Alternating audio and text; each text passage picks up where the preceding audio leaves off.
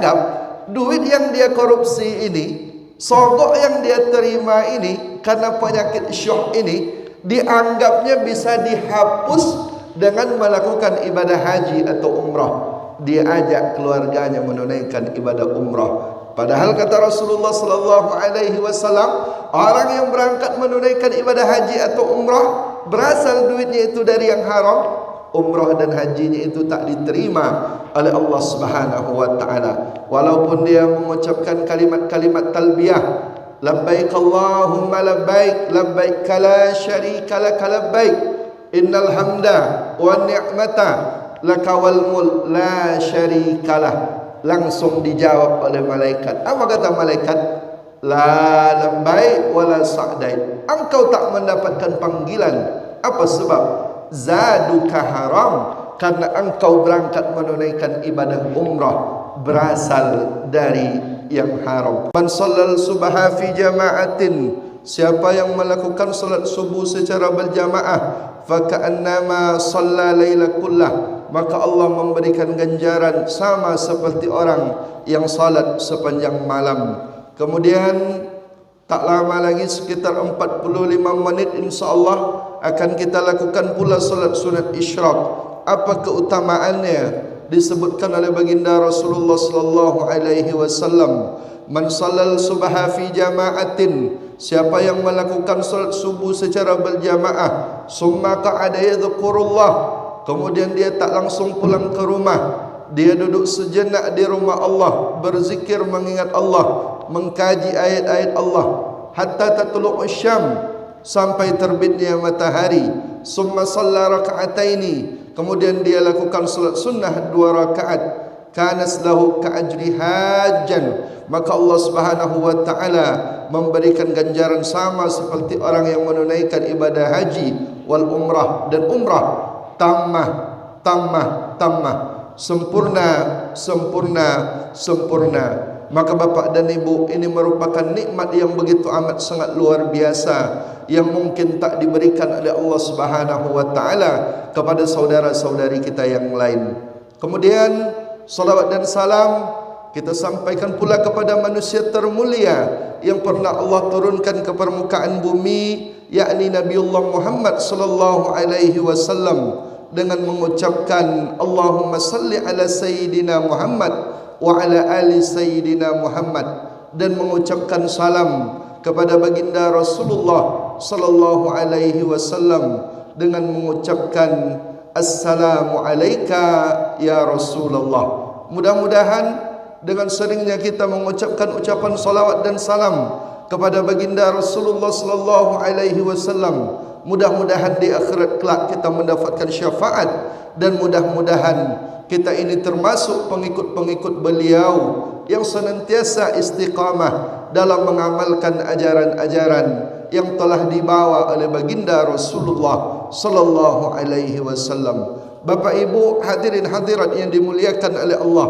Subhanahu wa taala, pada bulan lalu kita sudah membahas 3 yang menyelamatkan, kata Rasulullah sallallahu alaihi wasallam. Salasun munjiyat, ada 3 yang menyelamatkan, kata Rasulullah sallallahu alaihi wasallam. Yang pertama, fataqwallah fis sirri wal alaniyah, bertakwa kepada Allah Subhanahu wa taala baik dalam keadaan sepi sunyi sendiri atau dalam keadaan beramai-ramai. Yang kedua, wal qaulu bil haqq fir ridha was-suh, berkata baik, berlaku adil baik dalam keadaan ridha atau dalam keadaan marah. Dan yang ketiga yang menyelamatkan, kata Rasulullah, wal qasdu fil ghina wal faqr, hidup sederhana, berlaku sederhana baik dalam keadaan kaya atau dalam keadaan miskin. Ini insyaAllah yang akan mendatangkan keselamatan. Kemudian pada subuh yang berkah ini insyaAllah akan kita lanjutkan. Kata Rasulullah sallallahu alaihi wasallam, rupanya ada pula 3 yang akan membinasakan. Salasun muhlikat, ada 3 yang membinasakan, kata baginda Rasulullah sallallahu alaihi wasallam. Kalau kita ingin bapak dan ibu hidup kita itu tidak dibinasakan oleh Allah, hidup kita itu tak rusak dalam pandangan Allah Subhanahu wa taala, maka jauhi 3 perkara ini. 3 perkara ini ketiga-tiganya adalah penyakit. Apa kata Rasulullah sallallahu alaihi wasallam? Salasun muhlikat. Ada 3 yang membinasakan. Yang pertama kata Rasulullah sallallahu alaihi wasallam, yang membinasakan itu adalah syuhun muta'. Diartikan pelit kikir. Padahal syuh ini Bapak dan Ibu itu di atas pelit, di atas kikir. Kalau ada umpamanya orang, 3 orang dia berkawan baik. Yang satu ini kaya raya, kebunnya luas, rumahnya besar, tabungannya banyak, mobilnya bagus, mobilnya Land Cruiser contoh. Kemudian jumpa dengan 2 orang kawan yang hidupnya sederhana, yang hidupnya pas-pasan saja. Dia cuma pakai sepeda motor. Pergilah 3 orang kawan dekat nih Bapak dan Ibu, masuk ke salah satu restoran. Setelah mereka makan, dah habis makanan di meja makan itu, yang kaya tadi pergi dia ke kamar mandi, tak keluar-keluar setelah itu. Kenapa dia tak keluar-keluar? Takut duitnya itu dijadikan untuk membayar makan 2 orang sahabatnya yang hidup pas-pasan. Ini baru kikir, pelit. Tetapi syuhun muta' ini, dia itu kikirnya itu melampau, sehingga dia membuat tamak terhadap harta. Tak pernah merasa cukup, senantiasa merasa kurang. Bahkan yang ada pada orang lain pun ingin dia ambil, walaupun dengan jalan yang haram. Bahkan dia diberikan oleh Allah Subhanahu wa taala harta kekayaan yang banyak, sampai nisab, sampai haulnya, tak mau dia keluarkan. Apa sebab? Terlalu cinta terhadap harta, terlalu tamak terhadap harta. Ini yang disebut dengan syuhun muta', kikir yang melampau, yang menyebabkan dia menjadi rakus dan menghalalkan segala cara.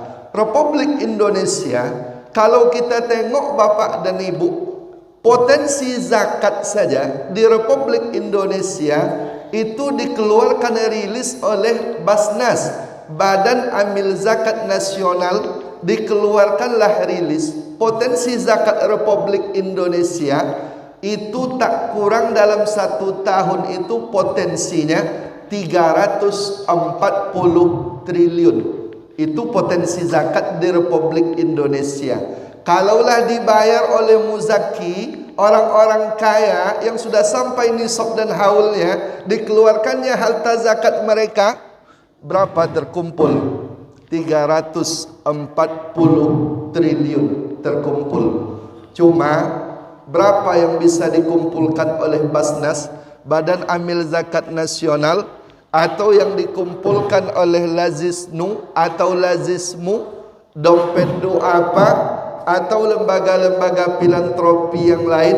Berapa dana zakat yang bisa terkumpul?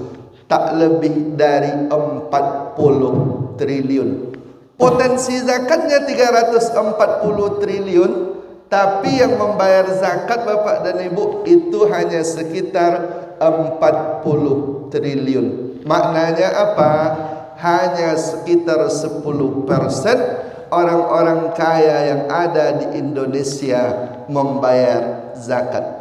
Maka kalau ada pertanyaan, kenapa banyak orang miskin di Indonesia? Maka jawaban yang paling sederhana menjawab pertanyaan ini adalah, kenapa banyak orang miskin?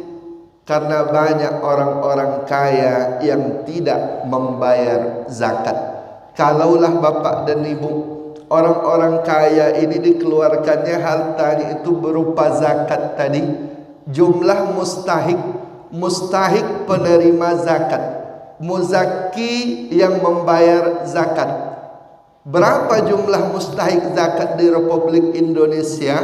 Menurut data Basnas, jumlah mustahik itu sekitar 11 juta penduduk Republik Indonesia masuk kategori penerima zakat, mustahik zakat.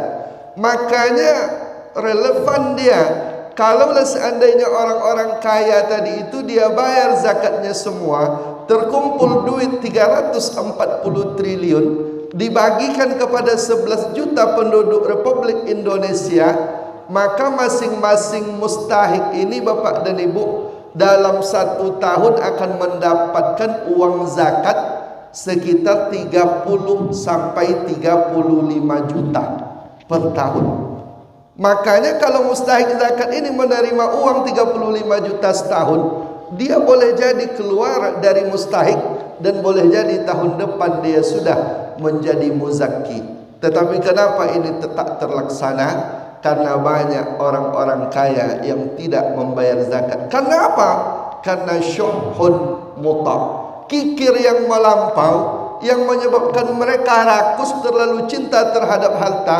Punya orang lain pun ingin mereka makan, padahal hidup mereka itu sudah serba berkecukupan. Makanya kalau kita tengok Bapak dan Ibu, pokok pangkal dari penyakit harta ini adalah syuhun muta'. Makanya kita dengar kabar di berita, ada orang yang gajinya sudah ratusan juta, bahkan miliaran gajinya, sanggup juga menyelundupkan, sanggup juga mengambil hak-hak orang-orang miskin dan rakyat-rakyat kecil. Padahal gajinya itu sudah lebih dari cukup, tapi masih berani dia melakukan korupsi. Kenapa dia berani korupsi? Syuhun muta', kikir yang melampau, yang menyebabkan mereka terlalu rakus dan tamak terhadap harta sehingga menghalalkan segala cara. Baru dapat kita nanti berita, rupanya Indonesia ini Bapak dan Ibu negeri yang kaya, gemari pahluh jenawi, tongkat dan batu jadi tanaman. Mahfud MD pernah mengeluarkan berita, kalaulah orang-orang itu tidak korupsi, penduduk Republik Indonesia ini, kalaupun kita tak bekerja Bapak dan Ibu, tapi tak ada orang yang korupsi, berapa pendapatan kita per bulan? 20 juta, kata Mahfud MD. Coba dibayangkan. Tetapi kemana duit yang begitu amat sangat banyak? Dikorupsi oleh segelintir orang, dimanfaatkan oleh beberapa orang untuk memperkaya diri, keturunan dan kelompok-kelompok mereka. Kenapa mereka melakukan itu? Tak lain tak bukan adalah syuhun muta', kikir, pelit yang melampau, yang menyebabkan mereka menjadi rakus, tamak terhadap harta. Maka kata Nabi yang pertama itu, yang membuat kita rusak, yang membuat kita binasa, tak lain tak bukan adalah penyakit harta. Padahal kita mengetahui Bapak dan Ibu, dampaknya itu begitu amat sangat luar biasa. Ketika kita mengambil hak orang lain secara zalim, kita ambil punya orang lain tanpa hak, dampaknya itu begitu amat sangat luar biasa. Kita bawa berdoa, doa kita tak diijabah oleh Allah Subhanahu wa taala. Padahal di dalam Al-Qur'an kata Allah, ud'uni astajib lakum. Berdoalah kalian, maka pasti doa kalian itu akan kuijabah. Wa idza sa'alaka ibadi anni fa inni qarib. Kalau ada hambaku yang bertanya kepada engkau tentang diriku ya Muhammad, kata Allah, jawablah aku ini qarib, aku ini dekat. Seperti apa dekatnya Allah dengan hamba-hambanya? Ujibu da'watad da'i idza da'an. Kalau ada yang meminta, pasti akan aku berikan. Kalau ada yang berdoa, maka pasti akan kuijabah, kata Allah Subhanahu wa ta'ala. Tetapi orang-orang yang terkena penyakit syuh, dia ambil hak orang lain secara batil karena rakusnya dia terhadap harta, doa mereka itu tak diijabah oleh Allah Subhanahu wa ta'ala. Makanya di dalam hadis diceritakan oleh baginda Nabi Bapak dan Ibu, rajulun, seorang laki-laki, as'as aghbar, rambutnya ini kusut masai berdebu, dia sedang berada dalam keadaan perjalanan panjang, dia angkat tangannya ke langit, yamuddu yadayhi ilas sama', dia angkat tangannya ke langit, kemudian dia mengatakan, ya Rabb, ya Rabb, ya Rabb, ya Allah, ya Allah, ya Allah. Dia berdoa kepada Allah Subhanahu wa taala, tetapi doanya tak Allah ijabah. Apa sebab? Mat'amuhu haram, makanannya berasal dari yang haram. Masrabuhu haram, minumannya berasal dari yang haram. Malbasuhu haram, pakaiannya berasal dari yang haram. Wa wuziya bil haram, dia suapkan ke mulutnya itu makanan yang haram. Anna yustajabulah, mana mungkin doanya itu akan diijabah oleh Allah Subhanahu wa ta'ala. Kenapa? Karena berani memakan sesuatu yang Allah haramkan. Kenapa mereka melakukan itu? Syuhun muta, kikir yang melampau, yang menyebabkan mereka rakus, terlalu cinta terhadap harta kekayaan. Hubbud dunia, terlalu cinta kepada harta. Wa karahiyatul maut, kemudian mereka takut akan kematian. Ini yang menyebabkan mereka menghalalkan segala cara. Doa tak Allah ijabah. Dibawalah duit itu untuk melakukan ibadah haji atau umrah. Haji dan umrahnya itu tak diterima oleh Allah Subhanahu wa ta'ala. Baru belum lama ini Bapak dan Ibu kita membaca berita, membaca kabar, ada salah seorang jaksa korupsi, dia disogok dia. Berapa jumlah duit sogok yang dia terima? 11 miliar duit sogok yang dia terima. Dari 11 miliar ini, yang 8 miliar dia serahkan kepada istrinya. Yang 3 miliar sisanya, sebagian sekitar 1 miliar menurut keterangan dia gunakan untuk memberangkatkan keluarga-keluarga dekatnya untuk menunaikan ibadah umrah. Dia anggap duit yang dia korupsi ini, sogok yang dia terima ini, karena penyakit syuh ini, dianggapnya bisa dihapus dengan melakukan ibadah haji atau umrah. Dia ajak keluarganya menunaikan ibadah umrah. Padahal kata Rasulullah sallallahu alaihi wasallam, orang yang berangkat menunaikan ibadah haji atau umrah, berasal duitnya itu dari yang haram, umrah dan hajinya itu tak diterima oleh Allah Subhanahu wa ta'ala. Walaupun dia mengucapkan kalimat-kalimat talbiyah, labbaik Allahumma labbaik, labbaik la syarika lak labbaik, innal hamda wa ni'mata laka wal mulk la syarikalah. Langsung dijawab oleh malaikat. Apa kata malaikat?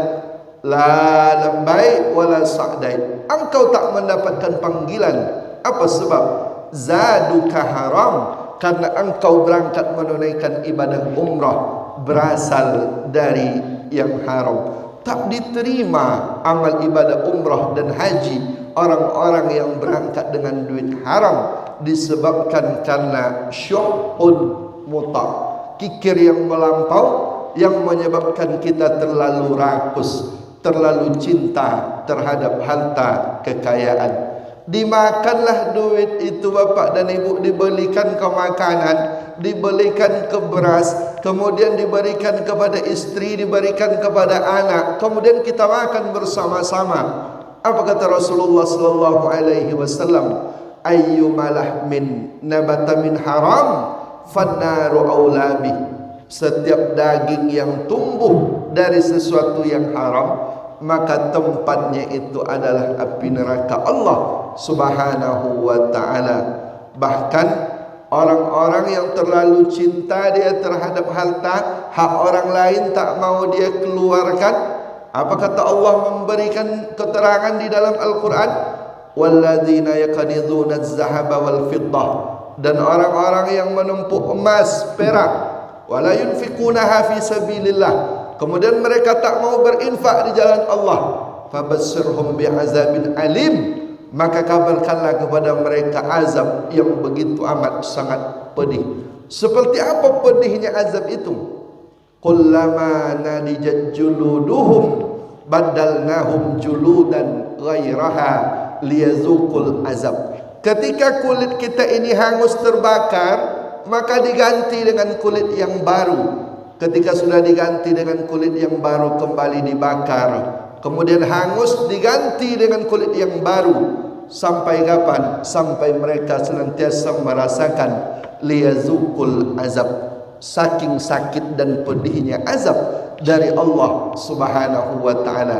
Maka yang pertama ini Bapak dan Ibu, penyakit yang akan membinasakan syuhun muta, kikir yang melampau yang menyebabkan kita rakus, terlalu cinta terhadap harta sehingga kita menghalalkan segala cara. Yang kedua, kata Rasulullah sallallahu alaihi wasallam, yang akan membinasakan kita itu, yang akan merusak kita itu, kata Nabi, yang kedua apa?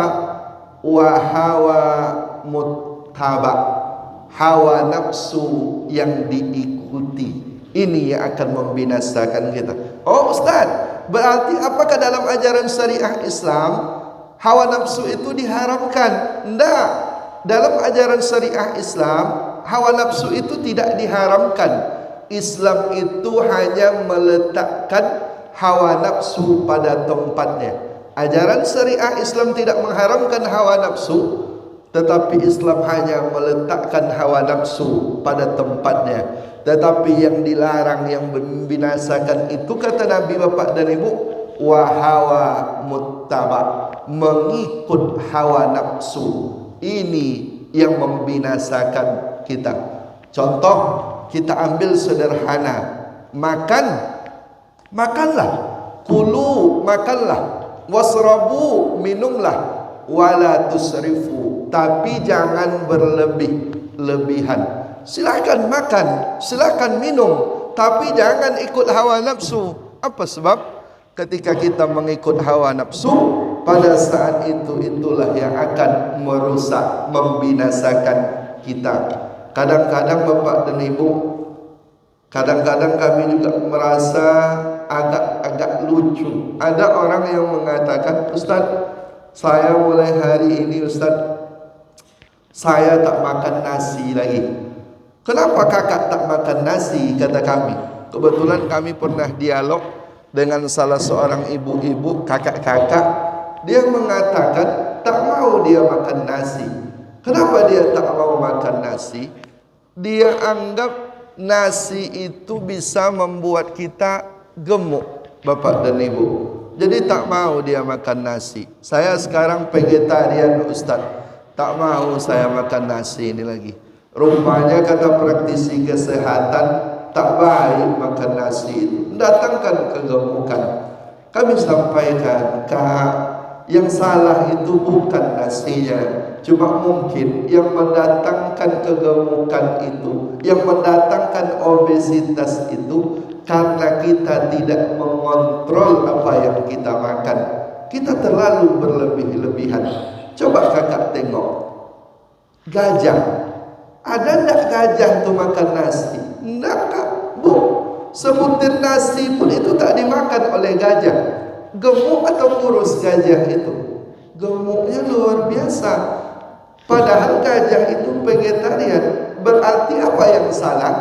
Bukan pada yang dimakan, tetapi berlebihan atau tidak kita dalam mengkonsumsi makanan. Makanya tetap makan nasi Bapak dan Ibu. Kulu, makanlah, wasrabu, minumlah, wala tusrifu, tapi jangan berlebih-lebihan. Kadang inilah yang menyebabkan kita.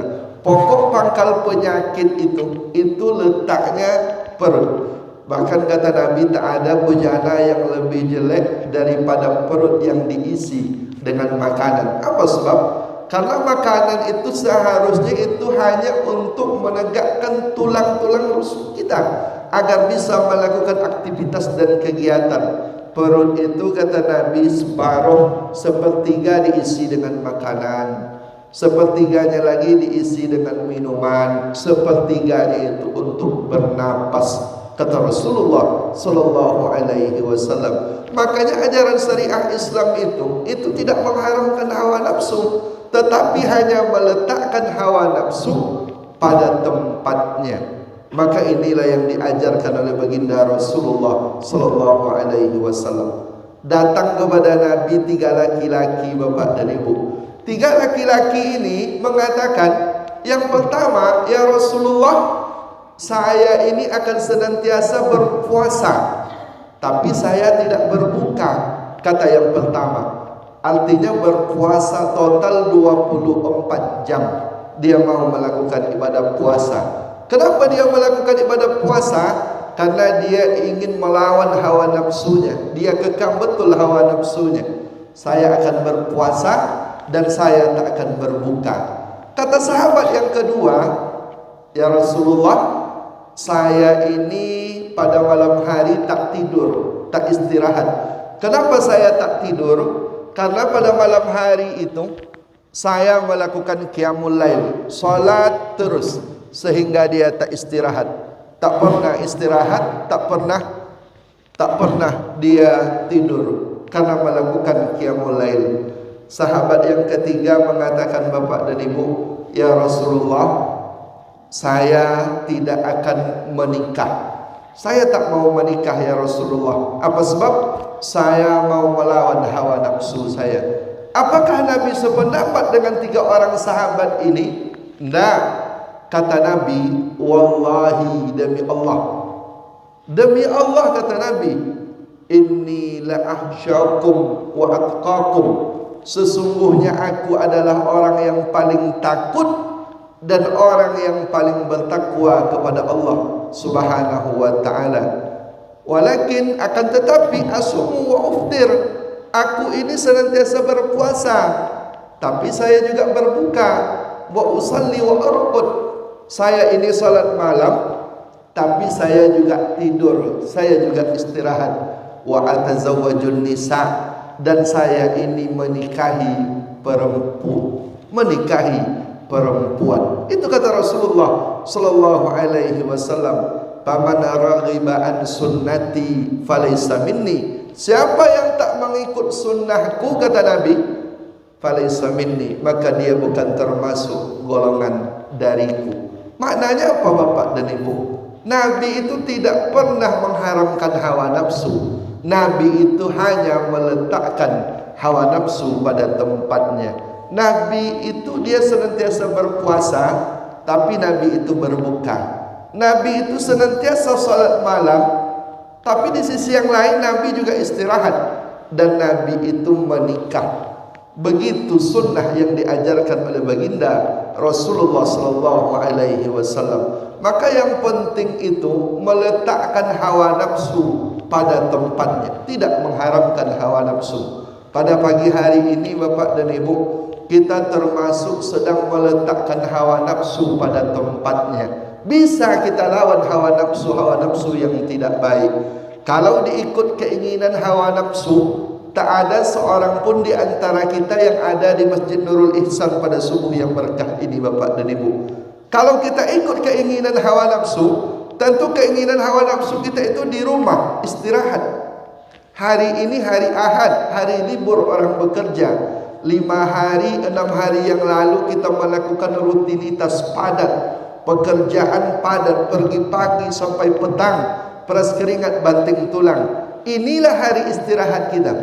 Kalau hawa nafsu kita memilih, tentu dia memilih istirahat di rumah, tak datang ke masjid.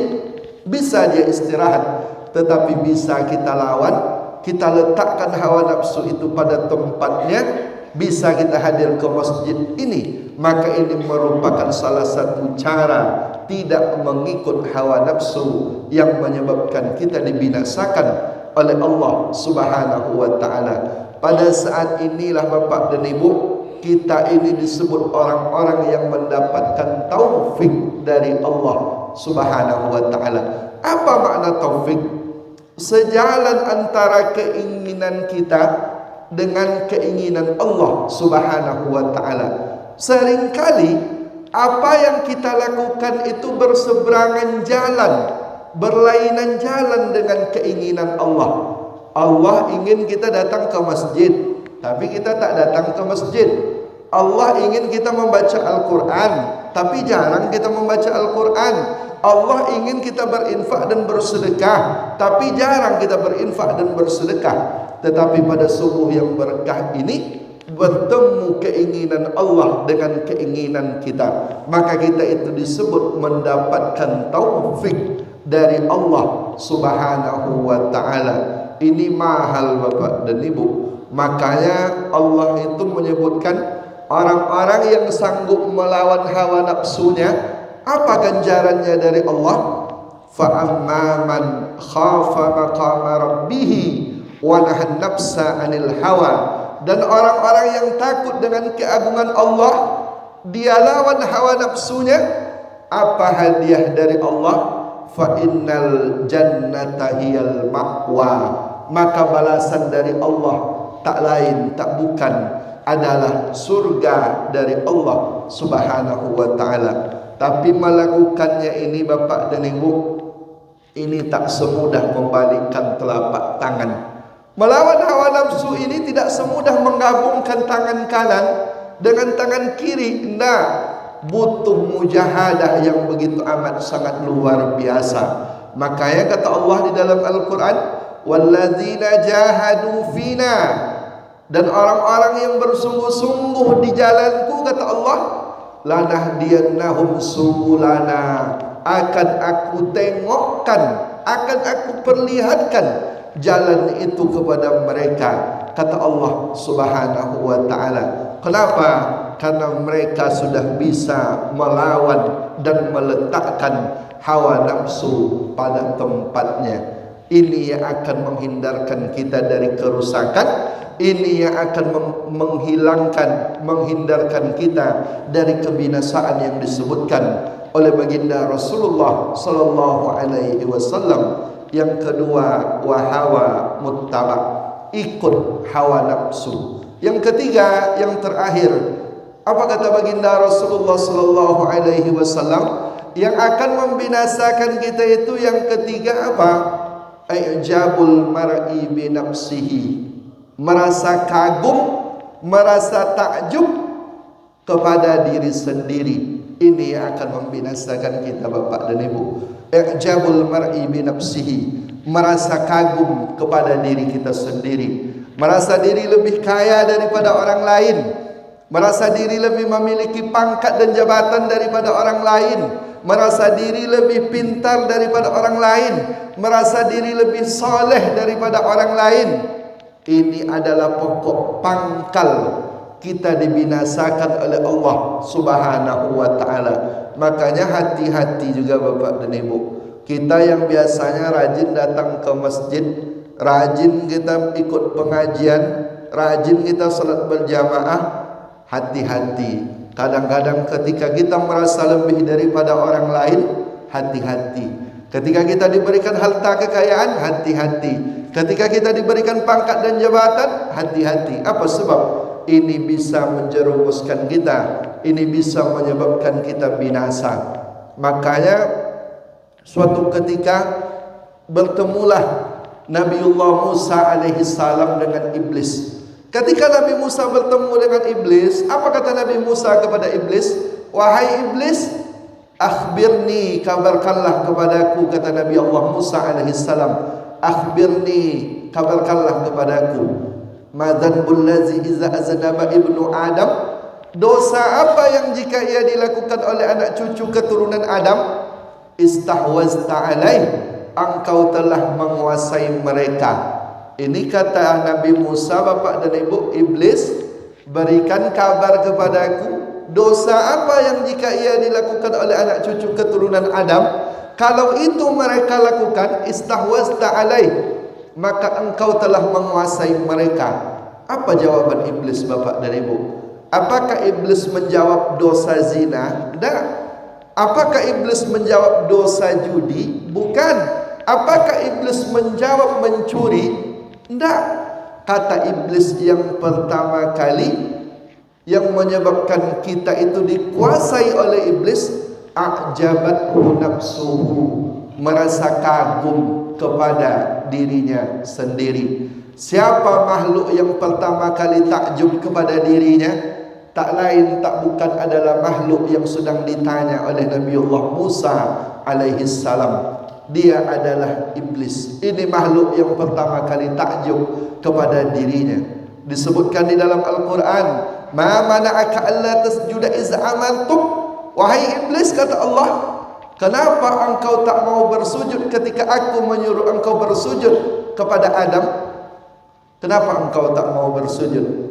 Apa kata iblis, Bapak dan Ibu? Halaqtahu min tin. Ya Allah, Adam itu engkau ciptakan dari tanah. Halaqtani min nar.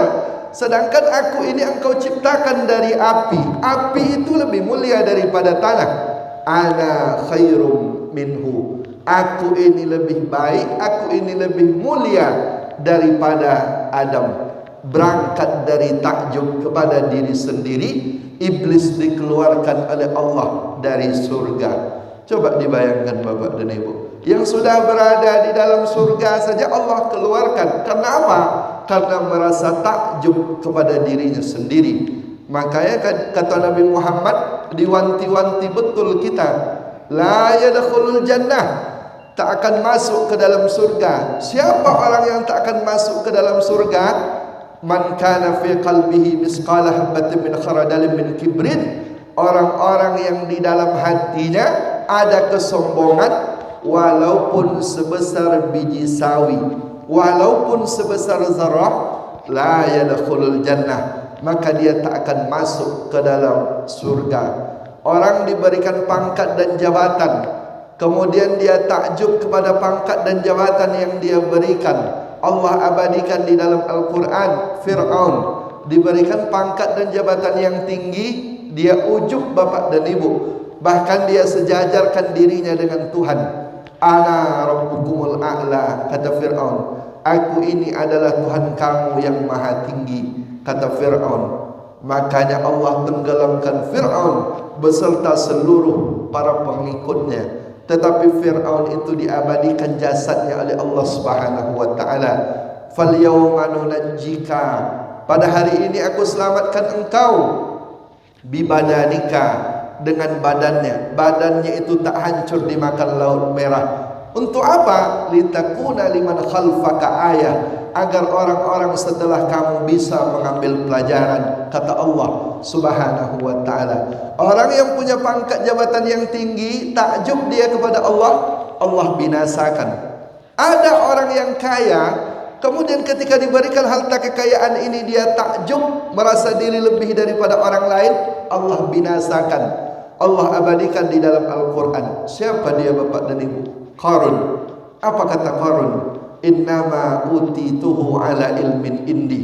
Sesungguhnya harta kekayaan yang aku punya tak ada campur tangan orang lain, murni karena kepintaran yang ada pada diriku. Itu kata Qarun, merasa diri lebih kaya daripada orang lain. Allah binasakan dia, Allah tenggelamkan Qarun beserta seluruh harta-hartanya. Maka ini menjadi peringatan penting bagi kita Bapak dan Ibu. Makanya kita ini diajarkan untuk senantiasa tawadu, merasa rendah hati.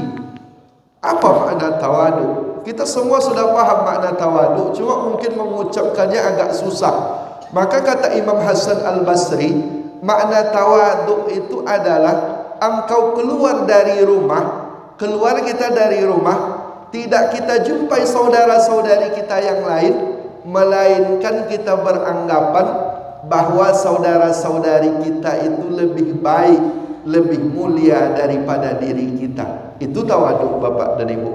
Kata Imam Hasan Al-Basri, tawadu itu kita keluar dari rumah, tidak kita jumpai saudara-saudari kita yang lain, melainkan kita beranggapan saudara-saudari kita itu lebih baik, lebih mulia daripada diri kita. Seperti apa kita merefleksikannya? Berjumpa kita dengan bapak atau dengan ibu yang lebih tua daripada kita, apa yang ada dalam hati kita? Wahai bapak, wahai ibu yang lebih tua, engkau telah banyak melakukan amal ibadah kepada Allah, sedangkan kami belum melakukan apa-apa. Berjumpa kita dengan orang yang lebih muda, apa yang mesti ada di dalam pikiran kita? Wahai anak yang masih muda belia, engkau belum banyak melakukan perbuatan dosa, engkau belum banyak melakukan maksiat kepada Allah, sedangkan kami sudah banyak melakukan maksiat kepada Allah Subhanahu wa ta'ala. Bahkan Bapak dan Ibu, berjumpa kita dengan orang non-muslim sekalipun, apa yang mesti ada di dalam diri dan ucapan kita? wahai engkau orang-orang musyrik, boleh jadi pada hari ini engkau tak beriman kepada Allah, boleh jadi pada hari ini engkau menyekutukan Allah, tetapi ketika hidayah itu masuk ke dalam hati dan sanubari engkau kembali beriman kepada Allah, pada saat itu dosa-dosamu diampuni oleh Allah Subhanahu wa ta'ala. Bukankah Bapak dan Ibu banyak kisah contoh salah seorang sahabat Nabi namanya Umar ibnul Khattab. Dia itu dulu tak beriman kepada Allah, dia itu bahkan memusuhi Nabi, dia itu bahkan memusuhi umat-umat Islam yang lain, dia itu orang-orang musyrik. Tetapi ketika hidayah masuk ke dalam hati Umar, pada saat itu Umar dihapuskan segala dosanya. Bahkan Umar ibnul Khattab dijamin oleh Allah masuk ke dalam surga.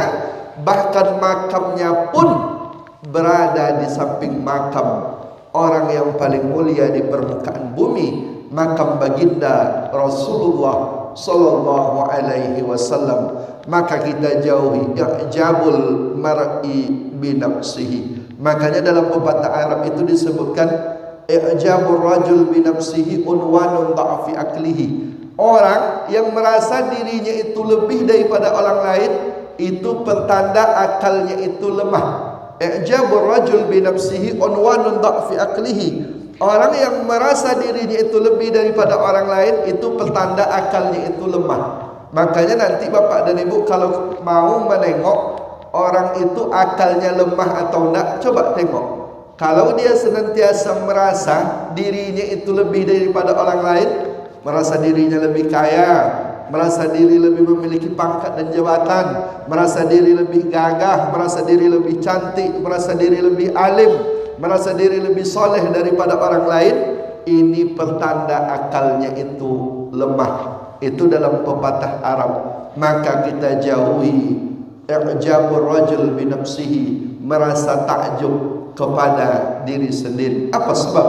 Ini yang akan membinasakan kita, kata Rasulullah sallallahu alaihi wasallam. Maka ini yang dapat kami sampaikan Bapak dan Ibu, 3 pesan Nabi agar kita tidak dibinasakan, agar kita tidak rusak. Salasun muhlikat, ada 3 yang membinasakan. Yang pertama, syuhun muta', kikir yang melampau yang menyebabkan kita terlalu cinta terhadap dunia, kemudian menghalalkan segala cara. Yang kedua, wahawa muttaba', ikut hawa nafsu. Dan yang ketiga, i'jabul mar'i bi nafsihi, merasa takjub, merasa kagum kepada diri sendiri. Ini yang membuat kita dibinasakan oleh Allah Subhanahu wa ta'ala. Ini yang dapat kami sampaikan. Banyak tutur kata kami yang tidak tepat, kata-kata kami yang mungkin menyinggung perasaan, kata-kata kami yang salah, kami mohon maaf yang sebesar-besarnya. Yang benar datangnya dari Allah, yang salah datangnya dari hamba Allah yang dhaif.